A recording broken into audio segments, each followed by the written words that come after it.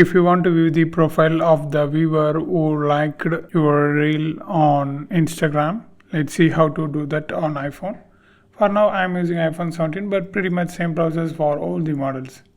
Open Instagram and click this profile and scroll down and open the reel. You want to see the viewer's profile.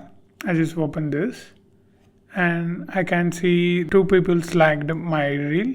Now just open the reel. I'm using iPhone 17. If you tap this, it will put another like, but we need to view the profile, right? You just need to long press over this number. Look carefully. Just long press and remove. That's it. Here we can see the liked people's list. So just tap and here we go. This is one person and this is another.